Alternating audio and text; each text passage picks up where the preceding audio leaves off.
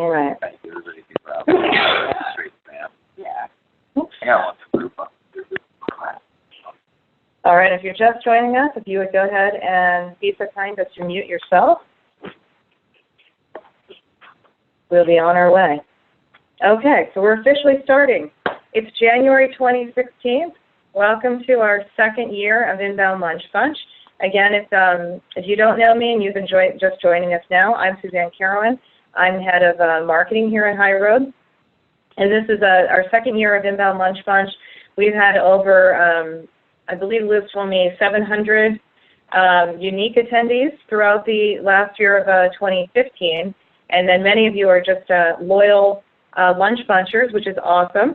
And we have a count coming up on that. So we have a little report that's coming up about kind of our state of how we did in Inbound Lunch Bunch and the things that we learned. And we definitely heard from everyone that it's a successful enough program that's value added, that we're going to continue to be able to push that forward throughout this year and thereafter, hopefully. So today's topic is using email for leads, sales, and loyalty, and we're going to get into that in just a second. I did want to make a couple of housekeeping notices and tell you a little bit about where we are for this year and what you can expect over the course of the remainder of the months together. So from our perspective, we did outline the entire program for the year, which is quite exciting. We have dates already set, so you can book them on your calendar, remembering everything is recorded. We send out all of last year's recorded if you missed any episodes. And what we wanted to do is make sure that this year we're really just moving forward into year two, if you will. Like last year was maybe the freshman class of Inbound Lunch Bunch, and a lot of the big topics we talked about in big, broad overview. This year is about starting to get a little bit more narrower and doing deeper dives on individual topics. So as we talk, a lot of what I'm talking about might be predicated on a session we had last year, and so you'll see in our resources guide that we send out for each one of these. We'll put in links if it's pertinent for last year's materials or recordings or other toolkits that we might have to help you kind of piece it all together in case you missed something and you're kind of getting on the bandwagon now. So for us for 2016 for program highlights, we have a couple things that are happening. We have a new director of inbound that we've hired that's coming in and her name is Manisha Mangus. And so that should tell you a couple things. It should tell you that inbound is big enough that we need to have its own practice, and that it's grown with enough force and people are interested in saying, I need to do more than email, even though today's topic is email, that we need to expand out beyond just talking about email and talk about digital as a whole, and in that respect, we're talking about inbound. So what are all of these tools and technologies and methodologies that we need in order to be able to do the best and most effective communication possible?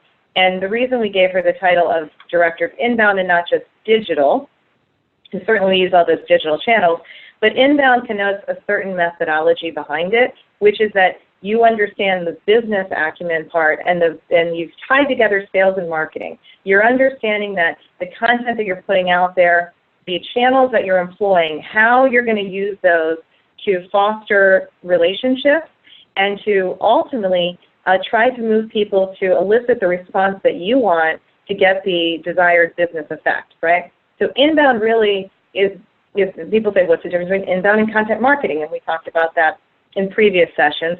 But inbound has a very specific kind of business purpose tied to it, which is you're not just there to just send email or just put out ebooks and educate the world. The end goal is to drive user activity through a certain funnel, through a certain set of prescribed steps that you're trying to get some population to make that jump and do either activation or consumption, et cetera, and that you've designed this kind of process for them. So inbound has a connotation there very much of business, and it goes right into sales and marketing, which is why you often hear it called marketing. And so Manisha has a nice blend of both marketing and technology and has worked in and out of the association world for the last, say, 15 years. So that's going to be a great addition, and she will more than likely either will co-host or she'll be a speaker going forward within Inbound Lunch Bunch, so I just wanted to let everyone know that. And so, again, we're going to do deeper dives, so starting with today. So the last thing I just mentioned is for anybody who is brand new, welcome, thank you for joining.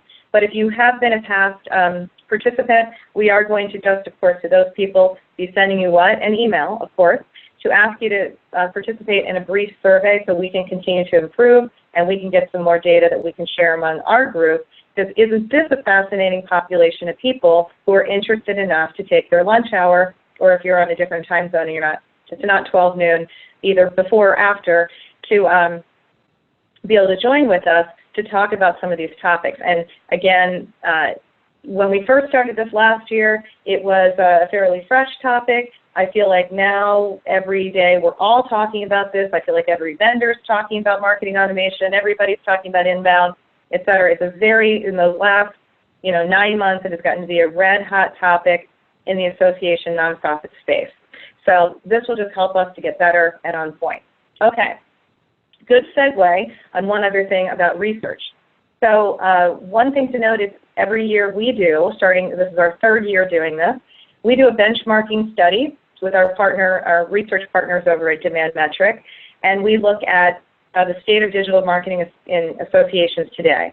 And it is a broad swath of questions. It's pretty in-depth, and that's because we want real research. And we look at how marketing is doing, technology is doing, some of the workforce issues that have to do with doing marketing and technology well in associations.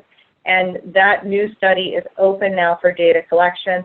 Get yourself a $5 Starbucks card, etc. But more importantly, it's helping the industry to set a benchmark to understand the gaps in where we are digitally. Where are the gaps there? Like, oh, look, well, maybe we're not doing well in growth because we don't have the right spend, because all of our email, all of our spend goes to email, and the only people we're emailing are people we already know, but we need to grow. So we have we have things that don't line up.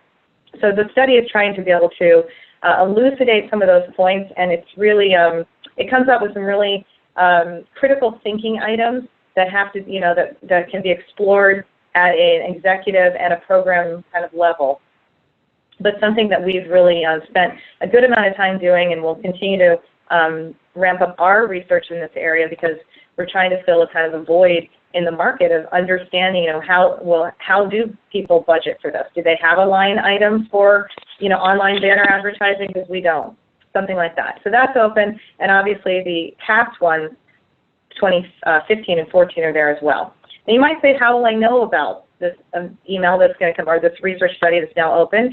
Well, obviously we're going to send you an email, and that's what today's topic is. So I took that as a little segue into it. And the email itself in today's world, right, is changing. So we want to talk about that. The second thing is, let me just ask this question. So I'm going to go ahead and I want to tell everyone, so I've got a survey that I want people to take. I want to do research, and I want people to take the survey. So I need to notify them that this thing exists, because they don't, unfortunately, wake up and just come to my website every day. Okay?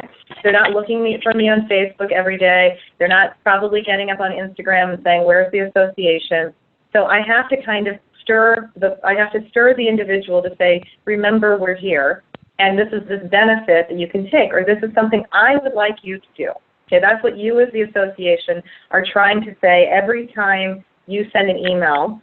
You need to be thinking, I'm trying to get this user, I'm trying to tell them something, I want something from them. Okay? And so we have to say, if I'm sending my email, right now I'm asking them to take the survey, obviously, but I'm sending them an email, and I have to always ask the question, to whom can I send email? Okay? So I always have to remember that email is only going to go to those people for whom I already have an email address, which begs the question about, what if I don't have email addresses? And we're going to leave that for the moment. So let's focus on people, just remembering I'm only communicating to people I already have email addresses for, and that therefore we already have an established rapport, or we should, relationship, because we've done a very intimate value exchange between your email address, which is seen as the social security number of the digital world. It's a very personal thing, and my association. So I need to protect that relationship. So when I send an email out, I'm always thinking, right, am I here to take care of you and inform you, or am I here to get you to do something? Either one is perfectly fine if we have a relationship and we understand each other. It's all about expectation setting.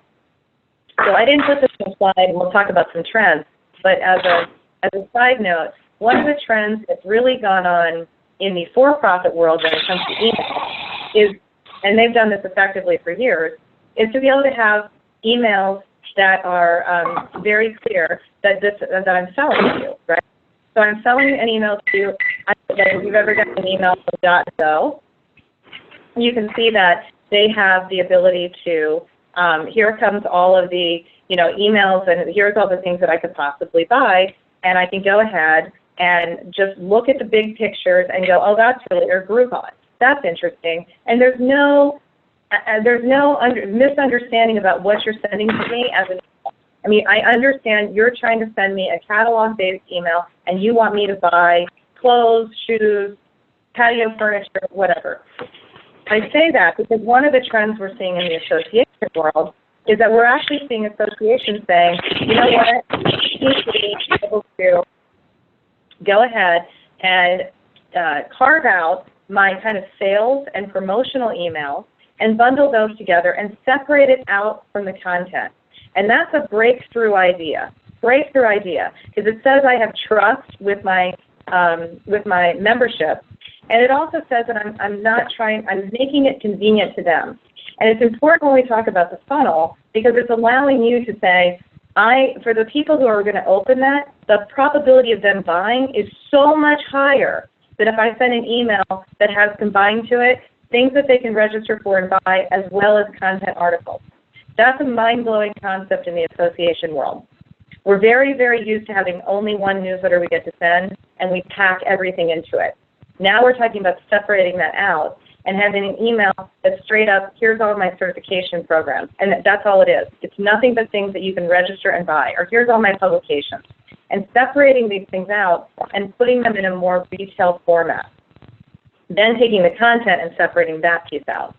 Why is that important to what we're talking about today? Because we have to talk about the modern user and what that means to them and what are the things that make a modern email.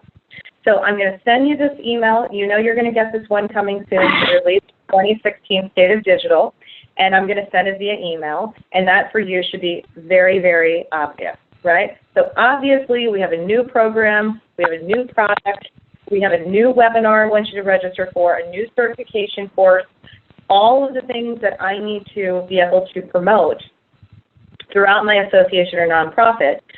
Typically, my first go-to resource for how am I going to promote this is going to be email, right? But some thoughts there about, as we start talking about using email for sales and loyalty and lead generation, is understanding, do I first have the right relationship understanding with my recipients? And then am I treating them with respect enough that they, at today's modern level, where they're going to understand, what we're looking at together, right? So I'm not trying to hoodwink them. I'm not trying to make it hard for them to differentiate my information. And I understand that they're super busy and I'm fitting into their worldview. That's probably one of the biggest mindset changes on being able to do email really well in the association world for, especially from the standpoint of creating new leads and creating new sales and doing engagement for further activity. And when you start looking at these flat open rates or declining, what you really notice if you do the study on it is that the people have just stopped listening because what you're sending now is actually too confusing, and they'd probably be open to it if they just understood what you want from them, right? Like what you want from them and what's the value exchange. And there's some graphic design ways to do that because that's changed a bit. But there's also some just setting expectations with email. And if you think about it, as an organization, this is where it's not obvious.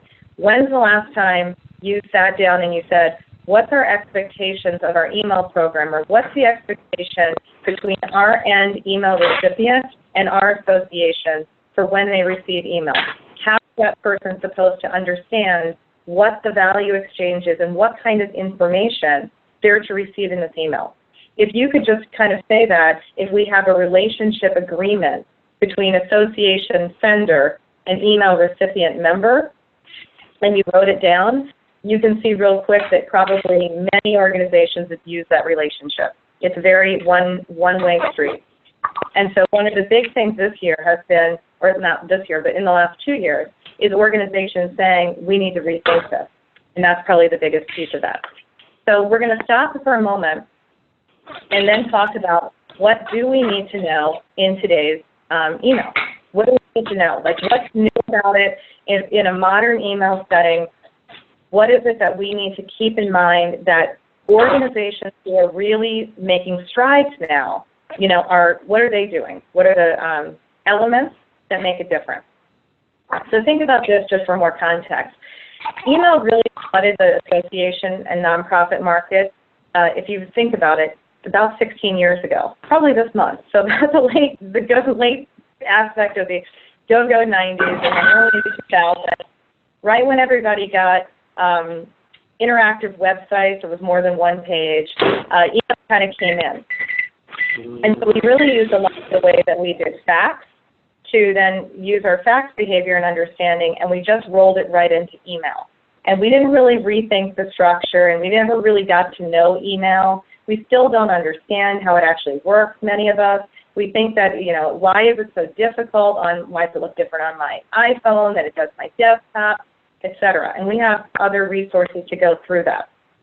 But the big part of it is that the user changed over the years as well. So the same user that first started using email, if you think about it in 2000, who was at the time, let's say a 35-year-old worker, fast forward 16 years, right? Now the 35-year-old worker of today, right, has grown up on email, if you will. So it's a very different crowd that we need to remember that not all people think about email the same way. So looking at that and understanding that, and it starts with understanding the user.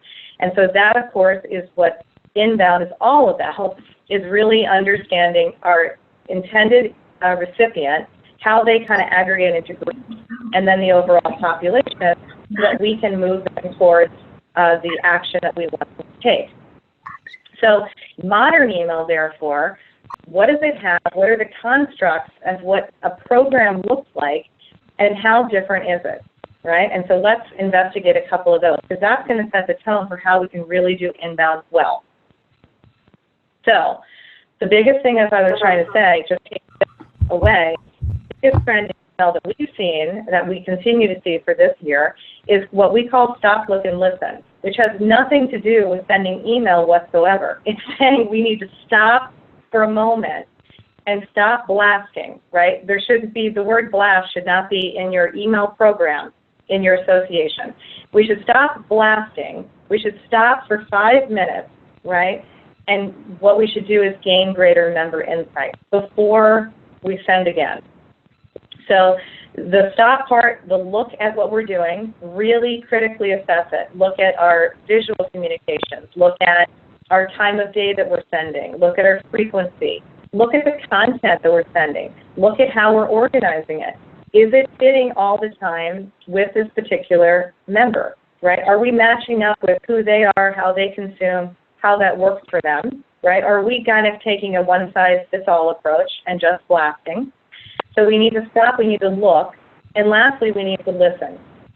So the listening part really is listening and seeing people's behaviors to date. This is one of the hardest activities that sometimes we undertake here, is that we sit down, I keep saying look, but we sit down, and if you look at your statistics, if you really look at your email metrics critically, and you stop saying we want to be a volume play, right? So stop saying you send out 20,000 people because you've got 20,000 members. Let's identify the people that really do interact with you via email. And then let's investigate who they are and look at the demographics and then find out, is that the group? So if I have a whole section of members who haven't opened an email in the last year, should I still be sending to them? Is that the right vehicle for them? And then if it's not, then maybe we need to move on and we need to do something else. For that group that it is the right vehicle, that is something that they rely on, then we have to say, Are we sending enough? Or is there a different way we can do this so it's more amenable to them, so we have a better relationship? This is one of the biggest things that I see organizations now really finally investing in, just the resources, the time to say, okay, the maturity to say, we got to go beyond open and click through. What's happening? Who are these people? What do we know about them? How do we do the targeting more correctly? And also, how can we, of course, leverage technology to do it? So the stop, look, and listen is probably the best one to think about. And just taking a week to assess what your program is and saying, okay, are we meeting these other kind of modern day elements? And so the other modern day elements we're going to talk about in a second. So here are some really good questions I'm going to leave you with so that you can do your own homework for yourself. So here's how you would say, do I understand my email base or my email program, right? So you would say to yourself, okay, do I understand frequency? Do I understand, meaning do I understand, or do people have a choice as to how often they get to receive our communications? Is that even something that they get to do, that they get to drive that behavior? That's one piece. Do we have a frequency calendar that is based on us? What's convenient to us, the association? Like I can only put in my stuff on my publications team on Thursdays. So is that at all in alignment with the consumption pattern of the actual end user, right? Does that work for them? So if I can only get out my email at Tuesday at 1 o'clock, but all the people I'm trying to send to are busy at Tuesday at 1 o'clock, it begs the question, why are we sending it Tuesday at 1 o'clock? Okay? Because we're not going to have the kind of open rates that we want. We're not going to have the interactivity or the sales that we want, because that's not what the user is doing at that point in time. We can also say, how much do we know about these people? Do we have the right demographic? Do we understand their consumption patterns? Do we understand their environment? Do we understand the experience that they're having with us? Are they frustrated? Is it a 4-column newsletter and then they're trying to read it on their Samsung Galaxy while their kids at soccer practice? So have we thought through that? Or are we kind of in the get away with it? Like, that's as good as we can do, that's what we can do, and we have to blast it, and it's better than nothing. As we talked about all through 2015, of course, is personas. Have we crafted our emails to really match up with the personas of who we're trying to sell to? And do we understand their sales journey, right, is a big one. So you can see from the top, we have a lot of questions there that go, ooh, and a lot of people, when we ask those questions, they start to cringe a little bit, and they start to say, yeah, it's on the list. We'd like to know these things. It's a common thing. And right now we look at open rate and click-through, and that's how they're assessing if they have a good program or not. So you can see, though, that's not the right question. These aren't the right questions. These are the right questions. Because if I can understand this, and I understand my business goal or my sales goal of I need this many registrants for the annual conference, and I need them by this date. I need to have, grow membership by 10%, and I need to be able to do it in this population. Then I'm trying to use email to promote and to engage. I then should be able to beg the question, am I matching up my email and the content and the design of the email and when I'm going to send it and the copy of it and the subject line of it, and is it matching up with the business goal, right? And for many of us, we didn't have to do this back in the day because email wasn't as prolific as it is now. But we all know we live in fear of over-emailing. So if we have an over-emailing situation, but we're not doing this work, we're kind of going like this, right? We're bypassing, we're missing the mark, and you shouldn't be surprised that you're seeing people with unsubscribes or worse. It's worse than an unsubscribe? People that you send it and nothing is there. They neither open it, maybe they're looking in their Windows, viewer, but you don't know, and that's a big issue, right? So it's better to have an unsubscribe because at least you have like a clear identifying, action of what they're not interested. You can pick up the phone and find out why. At least it's definitive. It's worse when you get this kind of purgatory email land and you get no reaction back. That's the body that you should say, the group of people you should say, we need to do something here. That's who we need to investigate. So let's take the people who are opening email and let's make sure we understand this for them. Because that's who we should design for. We should design for the people who already are buying, who already are opening, right? Give them, like, reward them and have a better experience for them. You know why? The people that are already buying are the ones who have the highest probability of buying again. So we want to focus in on that group and understand them, because if we can get them ramped up and get the word of mouth going, et cetera, from other inbound ways to do that, right, we can get, again, have a better, easier way, higher probability for gaining new people like them, right? So that whole process of inbound that we've talked about throughout 2015. Okay, so if we now know our subscribers, if we know, who they are better, let's say our members, and I say that because, email marketers, they use the term subscribers, but this is kind of an interesting area, and you'll see it in the trend for this year. Most associations don't use the term subscribers, they just say members, because the rule of thumb has been, if I join the association or I register for the conference and I bundle in that membership, I'm automatically signed up for all email, right? And the rule has been, you therefore have to opt out. So we don't call them subscribers, we call them members, and we just expect them to want to receive our communications.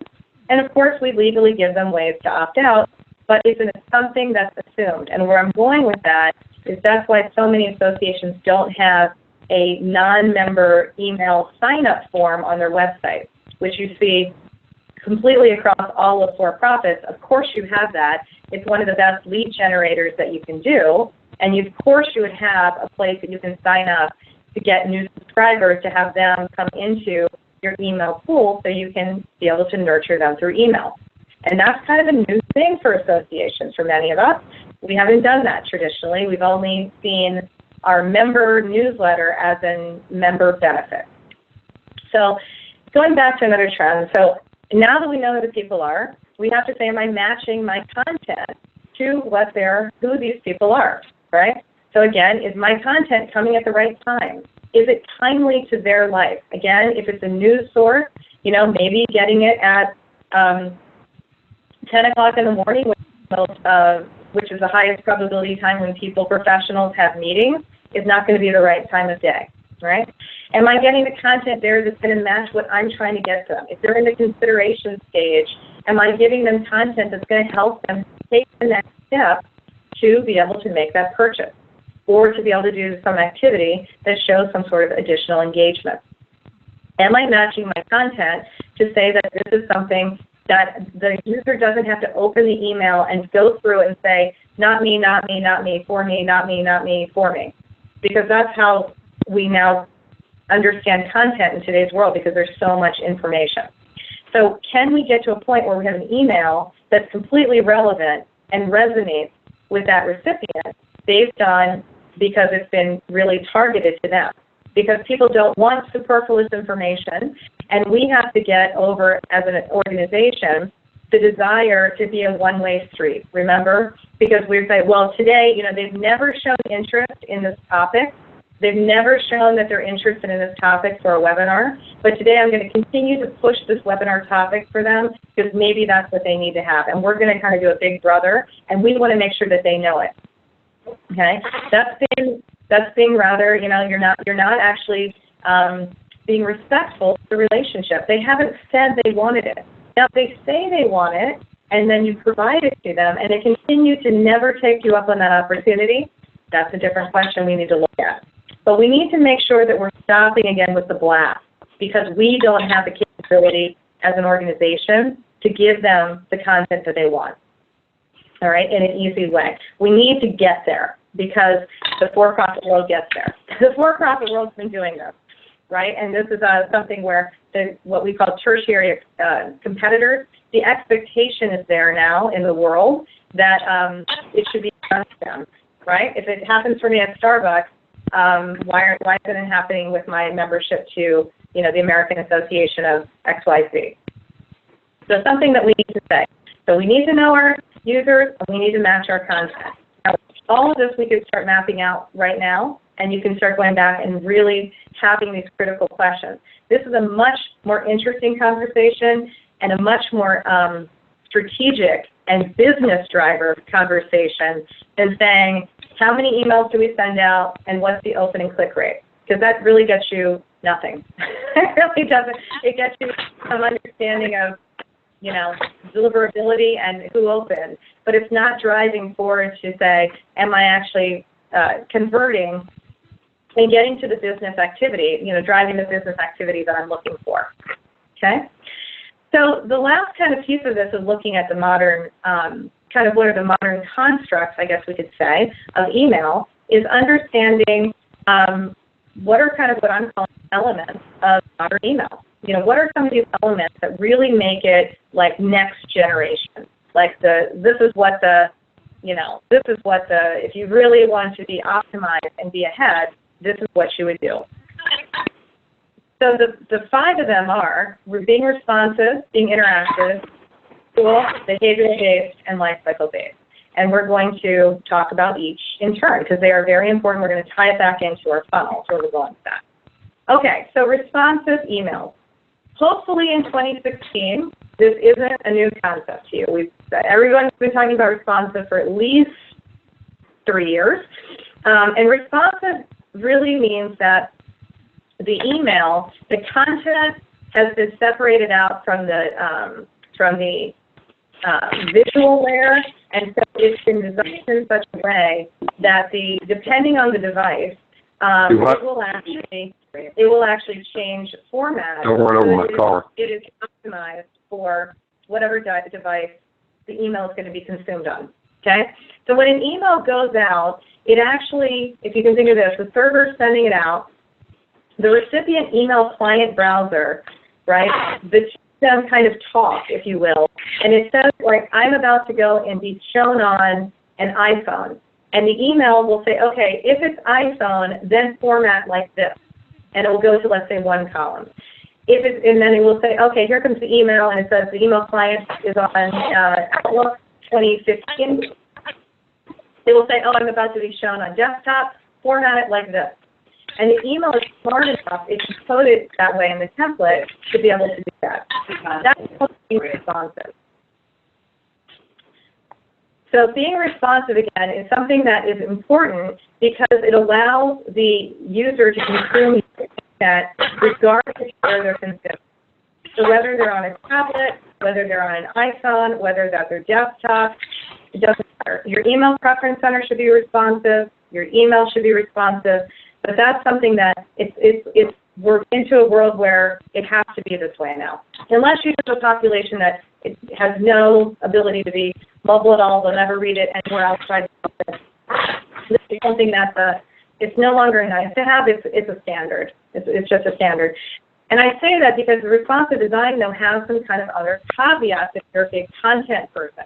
And especially if you came from the print world, or or you have kind of you have FOMO, fear of missing out. You have fear that the user is going to miss out.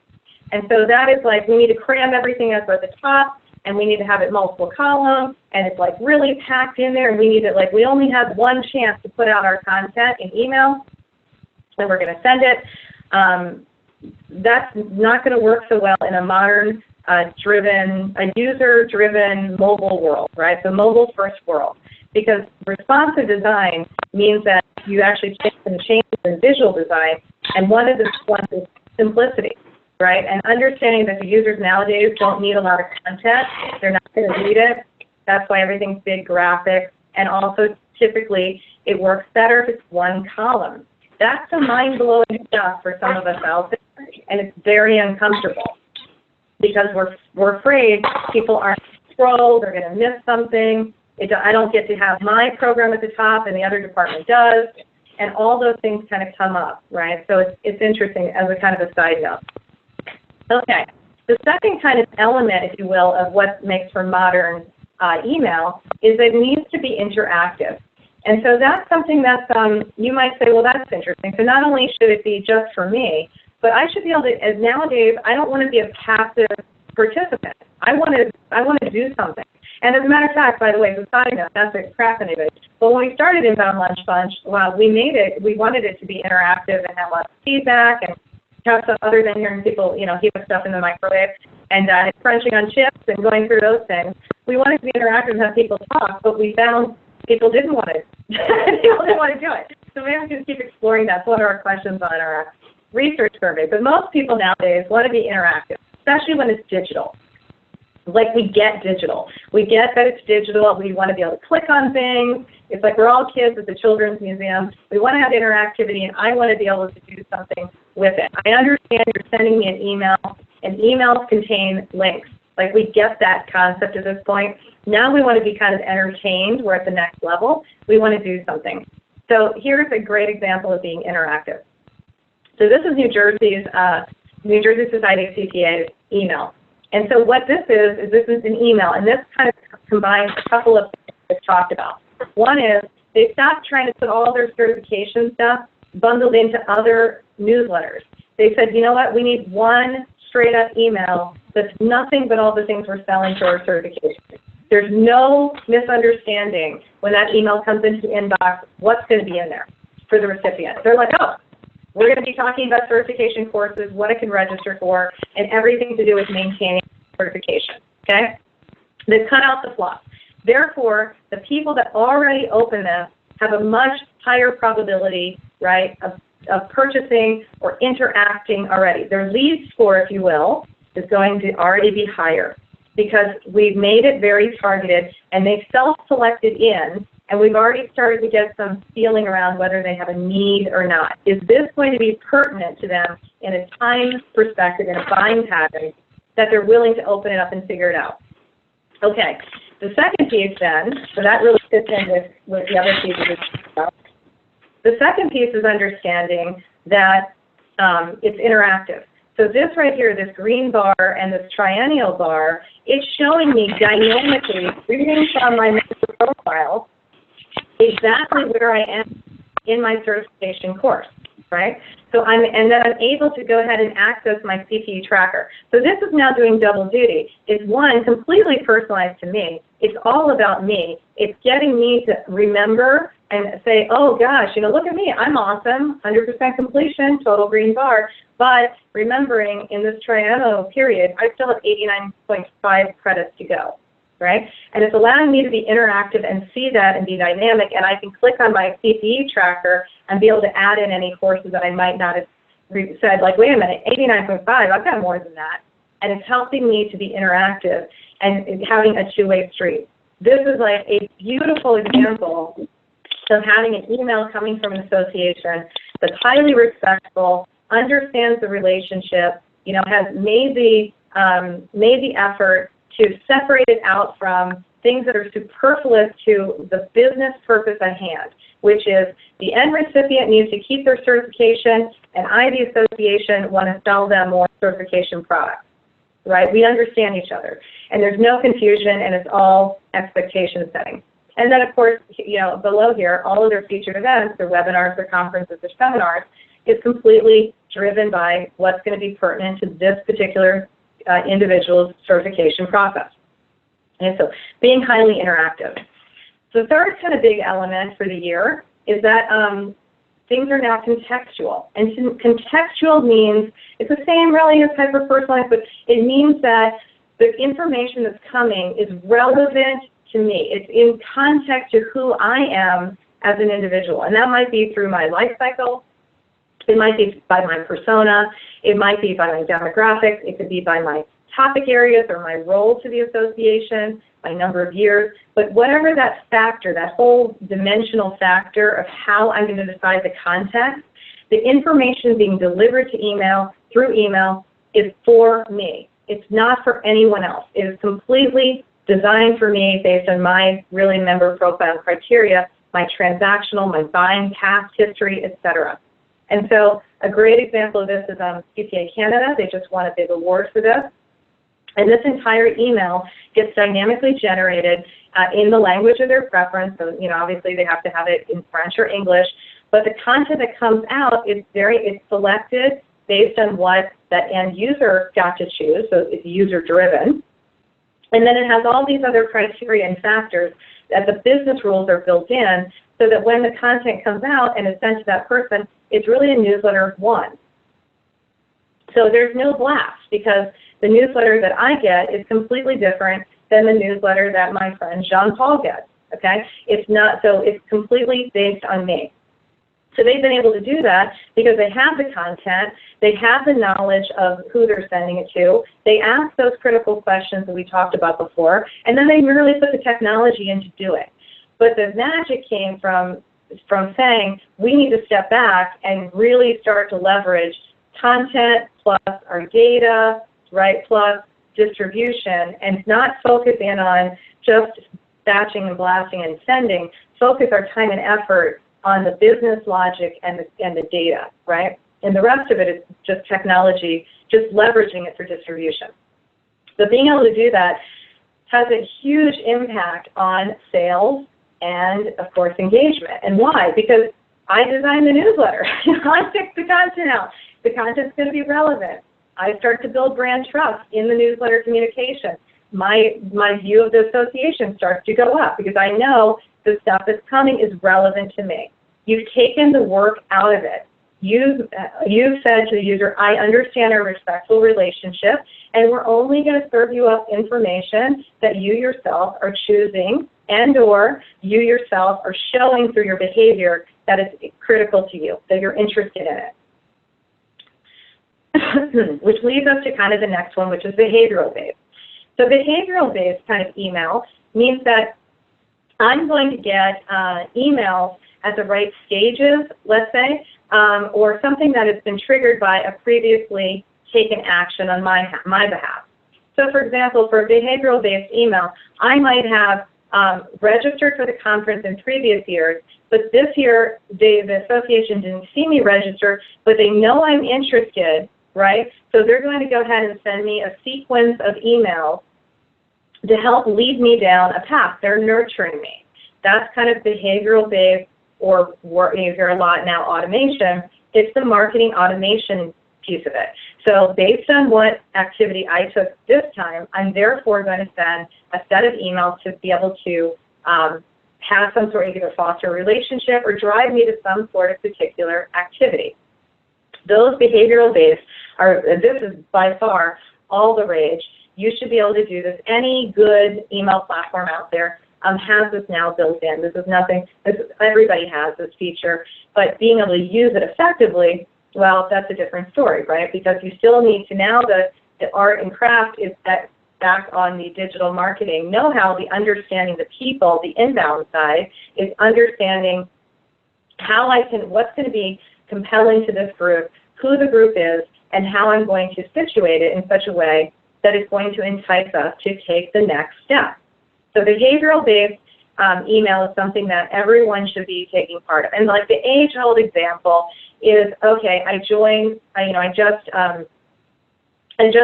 the association, and like, what are the next steps that take place? And then if they don't open it, what do I do? And if they do open it, what do I do? Or a great one is annual conferences. So based on, annual conferences, based on past behavior, if I send out an email, what are like my branching logic for if they do this and when to send it? So if they registered, I want to make sure that 5 days before the conference, they get the email saying, download the mobile app. If they didn't download the mobile app and I don't see it, in 2 days I want to do this. All of those pieces based on how they're actually interacting is something that we should all build into our 2016 plan. And from an inbound standpoint, it's so important because those are the data touch points that are giving you the triggers to tell you how should we respond next, right? So if I have this kind of logic set up to say, send an email here, don't do this, 3 days go by, now I need to do whatever, and I'm watching people move through that branching logic, and I see who goes through, and I see who doesn't, right? That's showing me right there, there's my engagement scoring. My engagement scoring or my lead scoring into a sales process is showing me right there how many people go through that workflow. And if I can get through that workflow, the group that comes out that converts finally, let's say, to take the desired action, well, that says something about them. And I can start to predict their future behavior. And the people that kind of fall off by the wayside or don't make it all the way through, I can start studying them and understanding what happened, right? And are there other ways that I can reach out and perhaps convert them because they did show that they were interested. And that's from an email perspective and looking at inbound, these metrics are critical. Again, so sometimes what's even more important than open rate and click-through is looking at the people who got lost in the process, understanding. It's more like, hey, what happened to the abandoned cart process? You know, do we have the right triggered emails from there that we can really do a good follow-up? Do we understand where people got lost in that buyer's journey and how we can correct it? Because, right, we want to have that constant feedback flow with our own digital to understand, you know, how do we see, especially if somebody takes an action and we can record it and we know that they have some sort of interest in it, we know that we want to be able to go ahead and find a way to continue to nurture that. And every time we interact with each of these recipients through email, we're trying to understand, is now the right time? Are you the right person? Are we the right people? Is this the right topic? And each touch point allows us to get to know that individual better and better. And we're building a bigger and bigger and bigger behavioral profile about, let's say, each member, right? And so all that data is out there in the world. We're in 2016, the organizations are ready to start harnessing it. It's really starting to be the era of big data, and not like we talked about it like it was a big topic a couple of years ago. It's like really happening now. It came out on the forefront. Still talk big data, but now people are really starting to do big data. And so being able to put all those behavioral-based emails together and looking at the interaction and then putting it together with looking at when do people buy and who bought last year and what's their lifetime value, et cetera, that's really allowing us to use email effectively from that sales and engagement process. All right, so one more on that, on the behavioral before we kind of tie that off. So another kind of aspect of behavioral is also, I just wanted to point out, it's not just what the user says they want and triggering, it's got to go beyond, where I'm going with this is, it's got to go beyond us trying to trigger some sort of drip or nurture campaign, okay?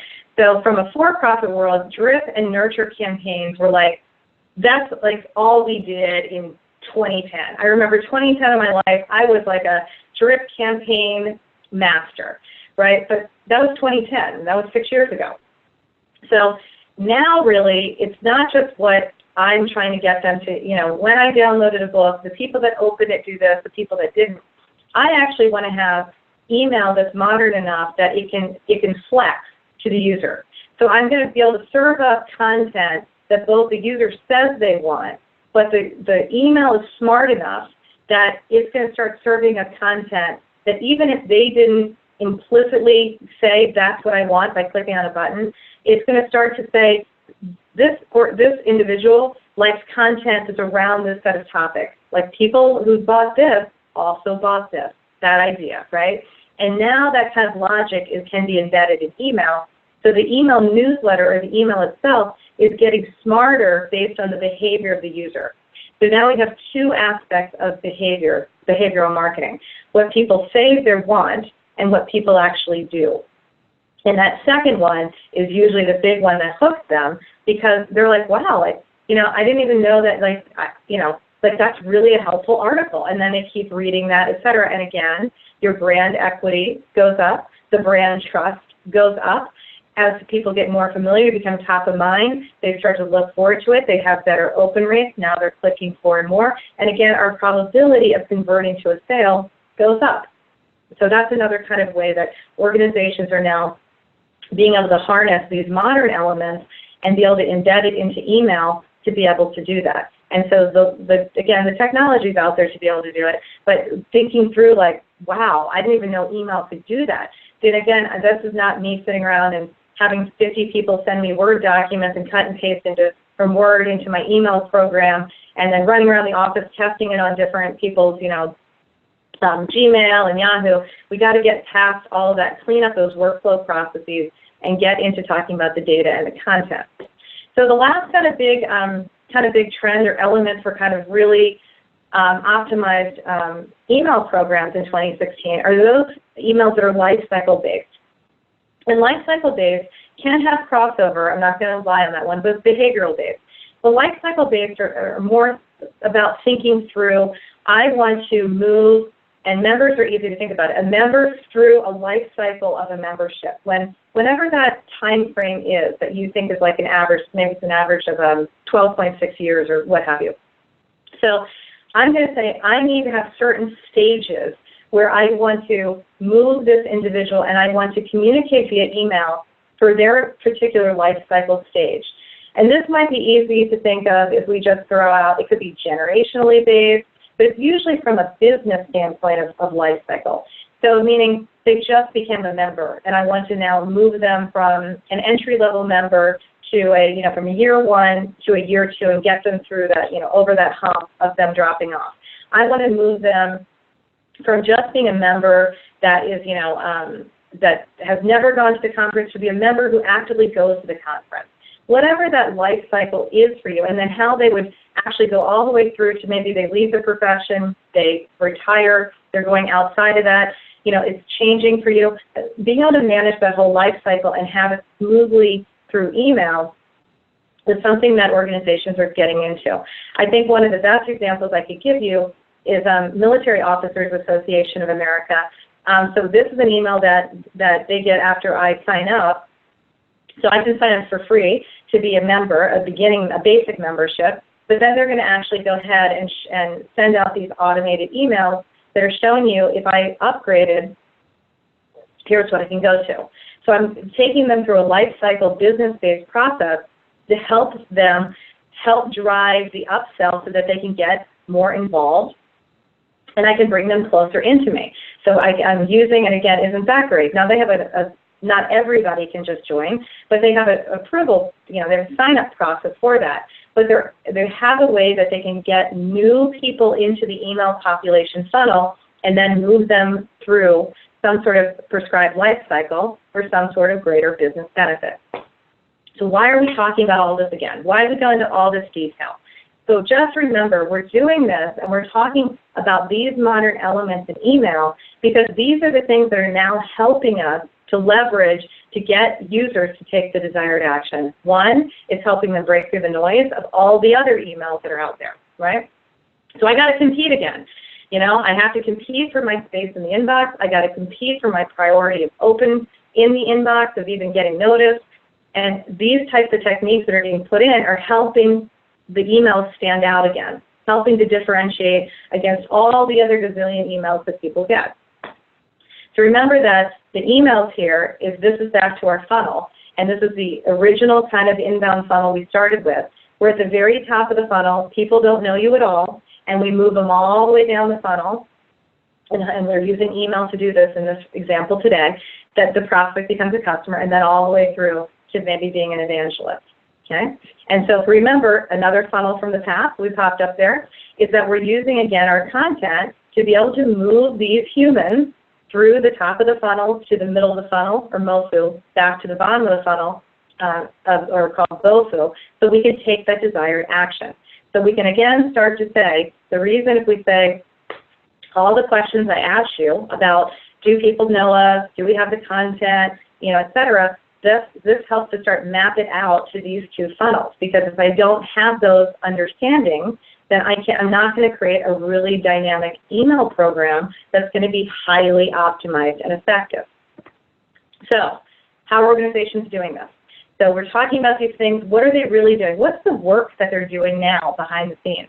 Is it just getting a better email platform? I mean, that helps, but it's not the tools anymore. I mean, there's really, again, email technology has been out on the market for, again, 20 years. The stuff's good, it's all good.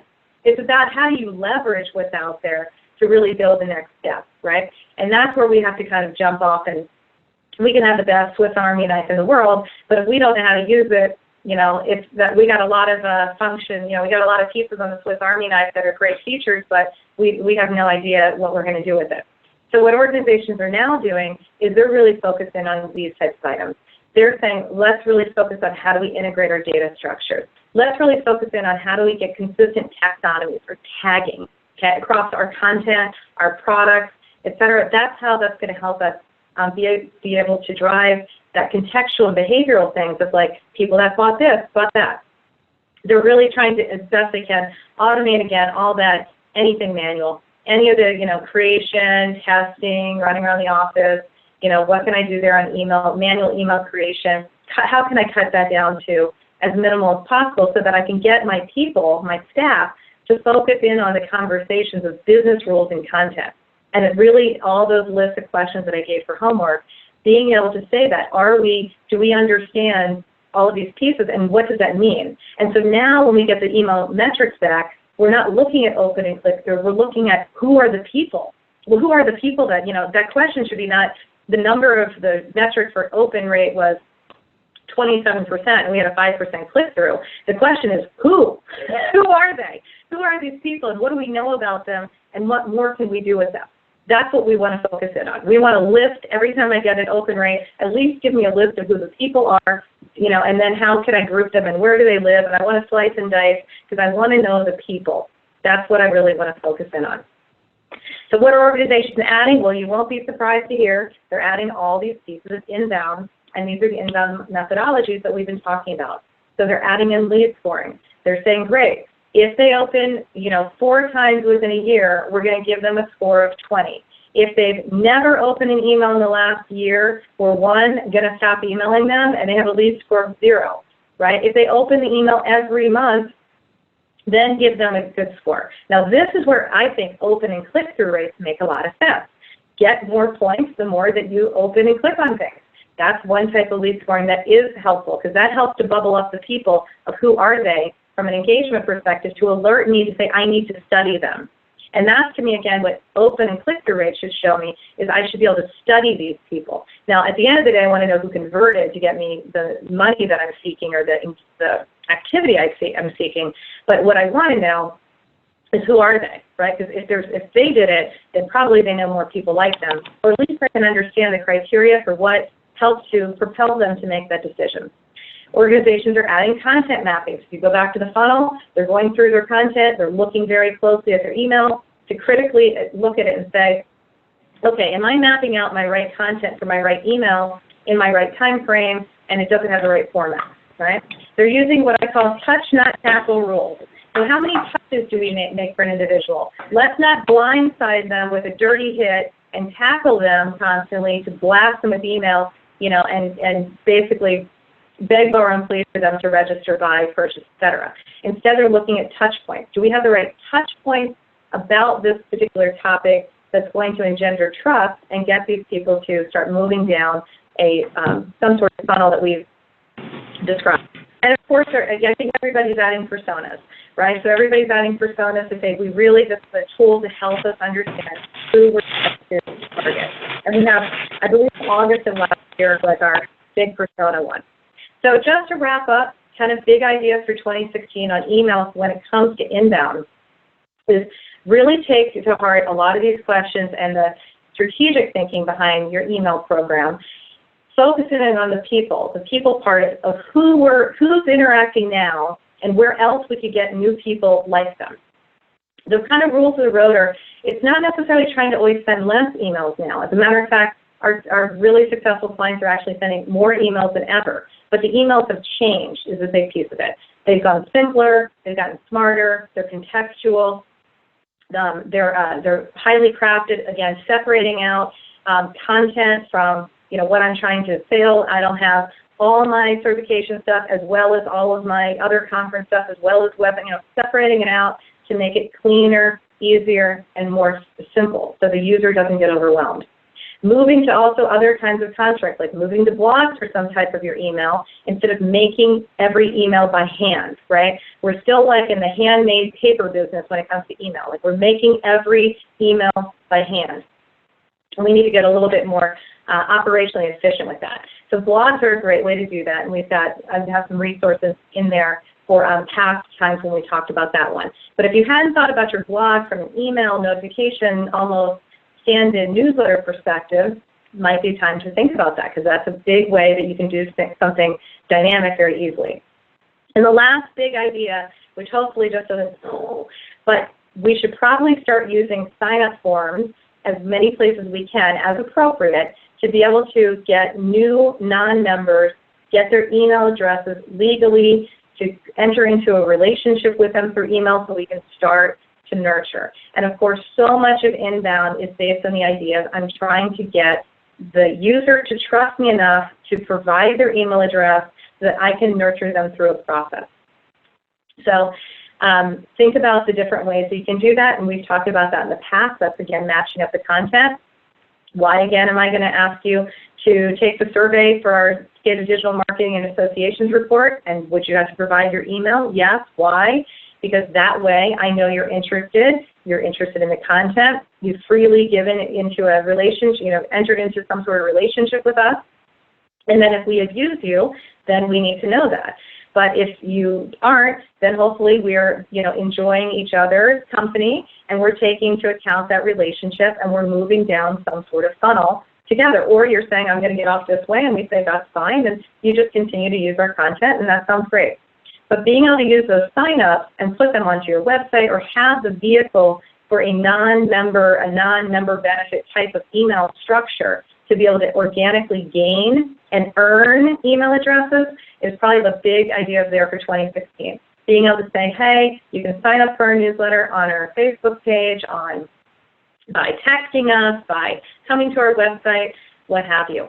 That's a very important one that we need to do so we can, again, and that helps on the top of the funnel. That's our tofu play, right? People that weren't aware, it's a great way for them to start to get to know us so we can start to move down the funnel towards hopefully membership or conference attendance, et cetera, et cetera. Okay, with that, we conclude January. Next up, February, we're going to get really specific and get very pragmatic about different tools and techniques and show a lot of examples. Today was very theoretical, but February will be very hands-on about how to convert web visitors to prospective customers. And one of those things is going to be a bunch of examples of how to do really good newsletter signups, or blog signups is another one, to be able to convert people that I don't know into eventually becoming some sort of customer of mine. So by the way, if you're doing certification programs or online learning, that's particularly important. This is a good one for you. Make sure you get your people in your organization and maybe attend this next time, because it's an important way for how, again, certainly ties in with the sales and revenue aspect. All right? So that's it for today. As always, do good work. Make today great. And the resources and materials will be an email, of course, to you afterwards, as well as the evaluation. And you will certainly be seeing our 2016 State of Digital Marketing and Association. Of course, the report's free. We would love to have your participation, and we look forward to doing great things with you this year. Thanks so much.